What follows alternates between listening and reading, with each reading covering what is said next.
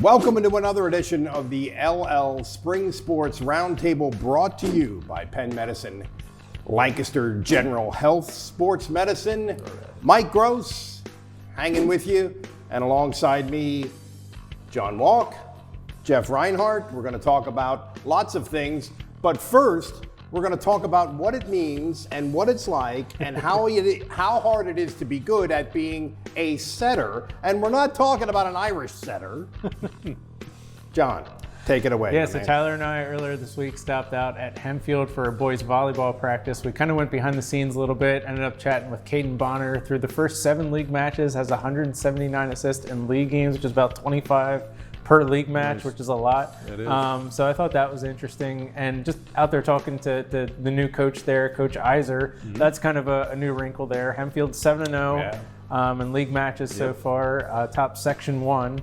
And one of the keys to their success early on, I'll throw this in there because you guys are both also basketball heads like I am. They have a pair of basketball players in Parker Wolf and Cole Overball. First year volleyball players starting on the front line, partly because they can get up and they're used to blocking. Yes, they can. But anyway, also a big part of their success is with setting in Caden Bonner. So we thought it'd be cool. Hey, take us behind the scenes. What in the world does a setter do, and how do you set up your guys? So with that, we'll go out to Landisville as we chat with Caden Bonner about what a setter does. All right, hi, my name's Caden Bonner. I'm a senior at Hempfield High School, and this is how you be a good setter. So how many years have you been a setter? 6. I started in 7th grade. Okay, and so it's been a little while since you started out. What's kind of the growing pains of that position in a sense? I guess I would say a lot of it is just like, a lot of it is when you're young, you have to figure out your hands, and hands is like you can't double or carry, which is like when you mishandle the ball. So a lot of that is sorting out your hands early on, because if you have bad technique starting, then you just can't progress. So you got to get those like basic techniques down early. Then also a lot of it is like, it's a big position that's big on like adjustment, because you got to adjust the pass every play, because you can't expect a perfect pass every time. Okay. So it's a lot of being ready to move and adjust and like think on the fly and do things. Yeah, that's probably the biggest thing. So for this team, for example, the first days, week or so of the season, is it fair to say like you're trying to get a feel as to where each teammate likes the ball to be set? Everyone's a little different. Like, you gotta learn like where they're best at. You're trying to put them in the best position so they can succeed. So you just gotta find, like, each player has someone different. Like you have someone taller like Cole, Overball, and he can jump high. So a lot of his stats have to be higher, a little bit higher than everyone else, because you want to give him the opportunity to get up there and reach for it and swing down. Well, not down, but yeah, swing from the apex of his jump, I would say. First step, you're gonna like step toward, like through the ball, like you're gonna go this way, and then arch your back and push it back, I guess. So do that. So first step, arch back. That wasn't great, but that's the general idea. I mean, you try to disguise it sometimes, so sometimes I don't arch my back as much. I'll like kind of lean forward and last second like flip my hands back just to like disguise it a little bit. That's how we set at Hempfield. Thanks, John. Thanks, Tyler. Thanks to the folks at Hempfield. And that leads us to our first sport update of the week, volleyball. Jeff Reinhardt. Okay, thank you. Thanks for going to Hempfield. Very nice. Yeah, it was fun. I've only seen them once, and I'm actually going to see them Thursday. And here they are, Black Knights. Again, new coach, bunch of new kids. 7-0, ho-hum. Black Knights, first place, Section 1. Warwick chasing, 5-1. Warriors' only loss is to Hempfield. 3-1 result. They play next week. And that could be for first place again. So another week till Knights and Warriors get together. Cedar Crest and CV still in the race. They're both 4-3. Penn Manor's been the hot team here. Comets have won 3 out of 4. They're at 3-4, but they have everybody's attention now, and the Comets are playing everybody tough. Township and McCaskey at the bottom of Section 1, but keeping everybody honest. Big matches in Section 1 this week. Tuesday, as we record, Hempfield at Penn Manor. Always a fun match, and I saw that the first time around at Landisville, and Hempfield won 3-0. Another big match on Thursday. CB, as mentioned, Bucks are still in this. They play at Hempfield on Thursday, and I'm actually going to cover that because I've been spending a lot of time in Section 2 because Section 2 has been awesome here. Oh my gosh. Lancaster Mennonite Blazers are in first place. How do you do? Central has owned that section forever. Garden Spot won it last year, but here's Mennonite. They're out front, 6-1. Log Jam for second. Ready for this? E-Town, Garden Spot, Manheim Central, all 5-2. That's messy. Cocalico's 2-4. Ephrata has a win. Lebanon hasn't gotten a win yet. They're just trying to keep everybody honest here because this is really good. Last week, all kinds of heck broke loose in Section 2. Manheim Central beat Garden Spot on Tuesday in New Holland. Great win for the Barons, 3-0. They played awesome. Knocked Spot into a tie for first with Mennonite. And then last Thursday night, Mennonite beats Garden Spot 3-2 at Mennonite. Blazers take over first place. So this Section 2 race is spectacular. It's going to change again on Thursday. Thursday night, E-Town at Garden Spot, Mennonite at Manheim Central. So those standings are going to change again come Thursday night. That's been a lot of fun. Mennonite, let me continue the chat here with Mennonite. I love this angle, but I didn't realize this. I don't cover a lot of soccer. Mennonite boys won Section 3 soccer in the fall. They won the District 3 2A championship in the fall. 6 of those kids are now in the volleyball starting rotation. So tip of the cap, Ben Nolt, Matt Samsel, Zach Nell, Ryan Walker, Ethan Groff, Owen Walker. That 6 has joined Elijah Laser, who's fantastic. He's going to St. Francis, one of the best hitters in the league. He's great. So Laser and the 6 soccer guys who are just really steady, athletic kids, not super fantastic all-star, all-state volleyball players per se, but just really steady kids who are athletic and can make plays and keep plays alive until they get Laser for a hit. They're in first place, so good for the Blazers. They've been really good. Player of the week kind of kid, spotlight. I wanted to mention Josh Dipple, Manheim Central, because the Barons are hot here again. They've won 3 in a row since losing 2 in a row, and now all of a sudden they're back in the race. Josh is a senior, first year on the varsity, kind of new kid out. Got a spot on the front row because he's got some size. He's been a kill block machine here for the Barons. Last week in the match against Garden Spot that I mentioned, he had 12 kills. He was great in the middle. 9 kills on Thursday against Lebanon. Josh Dipple, remember the name. If Central's going to be in this in the last couple of weeks, Josh is going to have to play big at the net. Postseason, real quick. Districts, 14 in AAA Go. Hempfield's number 1 right now. They're atop the district rankings. Warwick 6, E-Town 14, last team in. Penn Manor 16, Cedar Crest 17, CV 18, all on the outside looking in. 2A, top 10 go. Mennonite's 3rd, Central's 5th, Garden Spot is 6th. Wow. Cocalico is 9th, so the Eagles would be in. They're a sneaky team at 2-4 in the section, playing some great teams, obviously. New state rankings came out on Monday. AA, Mennonite's 9, Manheim Central's 10, AAA, Hempfield's 5th, Warwick is 7th. Hempfield at Warwick next week. This week, I'll see you Thursday at Hempfield for CV Bucks and Black Knights. And we'll see what happens with Section 2. Thursday's a big night with all the leaders playing against each other. So good stuff in volleyball. Boom. Boom. All right, Mr. Walk.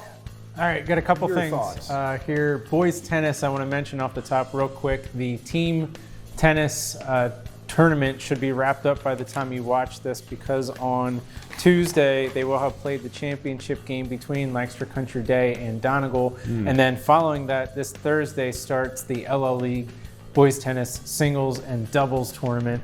So we'll have coverage of that on the tennis page of Lancaster Online throughout the week. Keep pay attention to that, and I'm hoping to stop out at a tennis practice sometime in the next couple of weeks here. With that, I'll go right into lacrosse. Thing to mention off the top, on the girls' side, Manheim Township, last Saturday, they hosted Garnet Valley. Garnet Valley is a 4-time state champion. Last time that they were in the state playoffs, they lost to Manheim Township in the 2019 state semifinals.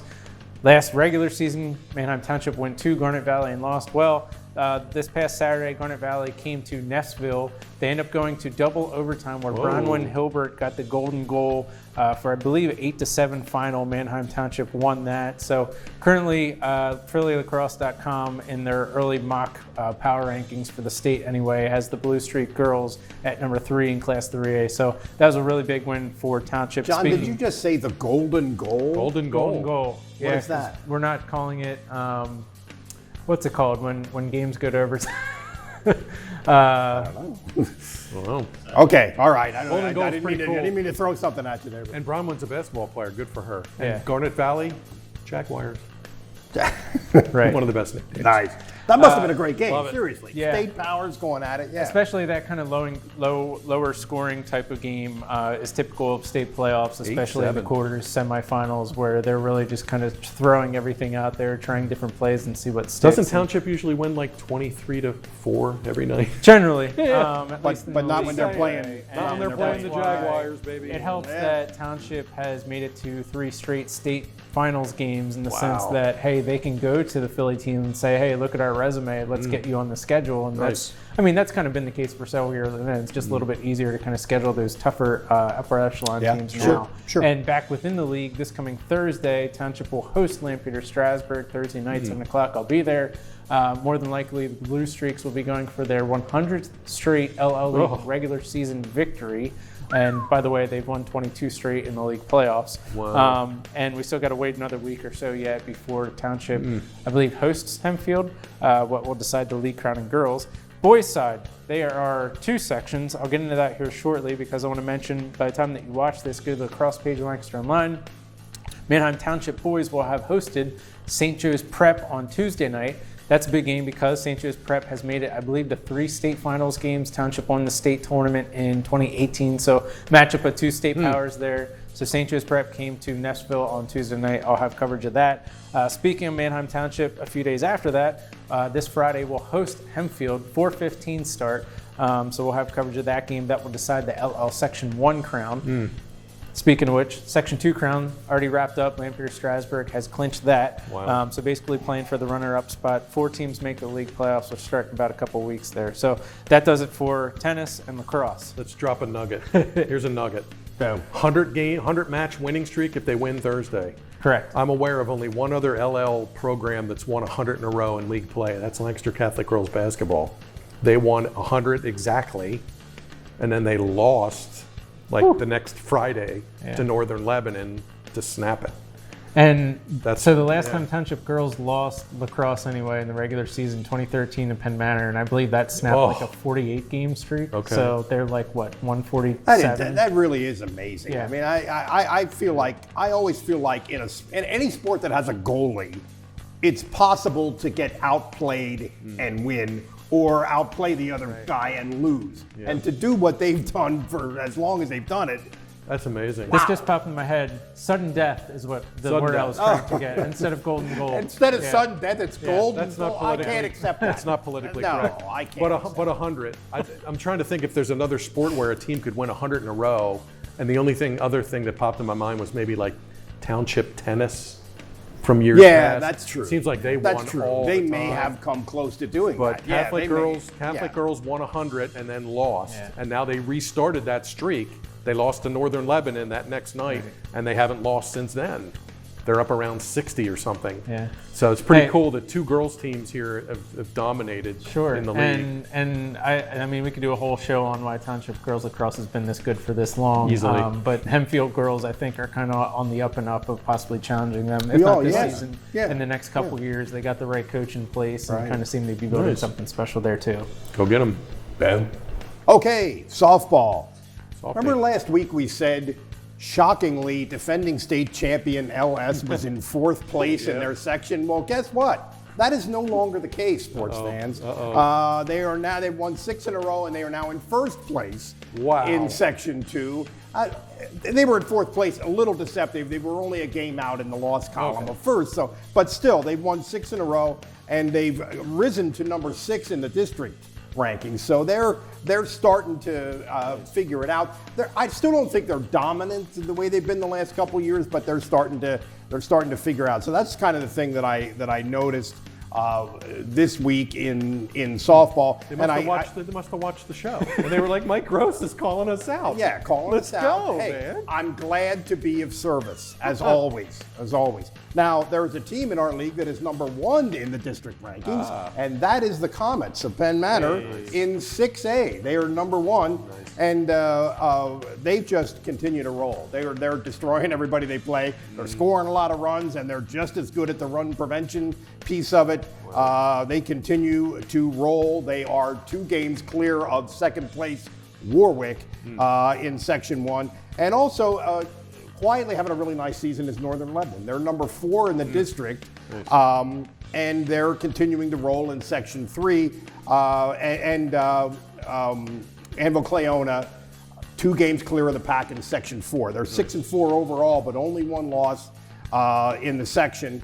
And I want to mention this Northern Lebanon pitcher, Lindsey Manser, who has a 7-1 strikeout to walk ratio. They've been using a couple pitchers. I mean, it's not like they have one kid who's just the workhorse like some of the softball teams do, but this kid has been very good. And Penn Manor quietly Northern Lebanon quietly, Penn Manor not so quietly, having terrific seasons as we move into, in both baseball and softball. What's happening right now is we've gone through a big stretch of cancellations, postponed games, crossovers. Now we're getting into, starting tomorrow, really, Wednesday, when you see this, we're starting to get into the real section deciding stuff. I think I read that the Vikes, I might have mentioned this before, I think Northern Lebanon has 1 senior on its roster. Yeah, that's right. They're going to be good for a couple of years. Yeah, so that's where we are in softball. LS coming up on the outside. Look out. And Penn Manor, I believe, entered the year in softball anyway, having to replace several starters, I think 5 or 6. So here they are on top of Section 1. On them. The reason being, more than likely, we'll be taking a trip out to Manor Middle School to catch up with Penn Manor softball for next week's show. So that's for next week. That'd be a good subject. And they will play Warwick, which looks like the second best team in Section 1, but it's Friday. So that's a game to watch. So that's softball. Track and field, my man. Track and field. First off, I want to give a shout out to Steve Navaroli, our freelancer, and the man behind the camera, Tyler Huber. If you haven't already checked it out, this past Sunday was the centerpiece sports section celebrating 50 years LL League sports, this time in track and field. We've been doing that in several sports throughout the year, but Nav's caught up with a lot of the longtime figures in LL League track and field, among them Terry Engelman. Tyler did a cool video sitting down with Mr. Engelman talking about his career as a standout PSAC runner way back in the day, and then starts up Ephrata track and field in 1962. So he's been there from the very start to present day as far as LL League from creation to now. So check out that in track and field page of Lancaster Online. Both Tyler and Navs did a great job on that. Speaking of which, let's go into track and field boys. Section 1 last week was a big week. Cedar Crest beat McCaskey. The Falcons won every race in all 3 relays. And then coming into this week, this past Monday, 2 days ago by the time you watch this, Cedar Crest beat Manheim Township. All that is to say, the Falcons are now 4-0 in league play with 2 league meets to go in boys track and field. Wanted to give a shout out to Section 3 boys. Donegal went to Octorara on Monday night. Octorara comes out on top 88-62. So Octorara is now atop Section 3. Wow. And then track and field girls, I know I'm missing Section 2 boys, my apologies on that, but track and field girls, Section 1 McCaskey 4-0, first place with 2 league meets left. They go to Hempfield this coming Monday. Ooh. Section 2 track and field girls, Manheim Central, Lampeter Strasburg entered the week unbeaten in league play. They're top Section 2 there. Manheim Central, I believe, goes to LS this coming Monday, May the 2nd. And then finally, Section 3, Anvil Cleona is 4-0 in league meets. They're top Section 3 with 3 league meets left there in track and field. Very good. Nice. Okay, finally, we go to the erstwhile national pastime. The situation I was talking about in softball, where the season deciding stuff is coming starting Wednesday of this week, very true in baseball, even more so. The section races have kind of not changed much. So I thought I would take a look at districts a little bit and for the first time, take a close look at that. And we have Warwick, which I think has been the best team in our league overall. They're number 3 in 6A behind Governor Mifflin, which is a surprise to me because they had a great pitcher last year who moved on. He's at Misericordia, and also because in the opening week of the season, they almost lost to McCaskey. A 4-3 game that really could have went right down to the end, but they are 14-0. They beat a very good Muhlenberg team last night. Mifflin, I'm talking about. But anyway, Warwick can play with anybody. Their only loss was to Emmaus, which is undefeated in the first game of the season. So they've been very good. Ephrata is number 1 in 5A. Number 1. And the Mounts have been very good. Now this may not have figured in their loss last night to Manor Township, which is a game that I covered. It was 3-1. It was interesting because Township used a total committee pitching approach. They just let a couple guys, 4 different guys throw a couple innings. And the other one that's in first place from our league is Lancaster Catholic in 4A. Who is they are alone in first place in Section 4. They're 10-2 overall. They have a win over Manheim Central, which is impressive. So that's where we are. And the other thing in 5A is Central is number 3. Donegal is number 4. We talked about Donegal. They were 5-0 early, and it was kind of a surprise. And then Manheim Central kind of spanked them, and okay, now they're sort of back in the background again. Well, they haven't lost since. They're 10-1. Donegal has pitching depth, and they're having a really nice year. So again, the big games, the 5-game series within your section is coming up now this week and into next week, and that's really going to decide everything as far as league playoffs and section titles in baseball. But here's the big question: did anybody from Manheim Central throw a no-hitter last week? Well, it's funny you should mention it. Did they? No, they didn't, but almost. Almost. I mean, it's unbelievable. But I do want to mention 2 individuals, and one of them we mentioned a million times, but it's been amazing. One of them a pitcher, one of them a position player. The pitcher is, as you may have guessed, Jared Murray of Manheim Central, who has allowed 3 hits and 1 run this year. Wow. In 28 innings. And I have him, I almost was thinking this can't be right, but I think it is. 62 strikeouts in 28 innings, and he did it again last night. I mean, the kid's just... is he overpowering? Does he have like a good Uncle Charlie? When he get out there, he's 6'1", he's left-handed, he throws pretty hard, and he's got a breaking ball, but they mostly throw... He relies on the fastball. He relies on the fastball. I don't know if he's throwing 98 or anything like that, but he relies on the fastball. He's just been unbelievable. And the position player I want to mention is J.T. Weaver of Manheim Township. He also pitches, but he's leadoff man, outfielder. Listen to these numbers. He's hitting .571. Wow. He has 28 hits in 14 games. Wow.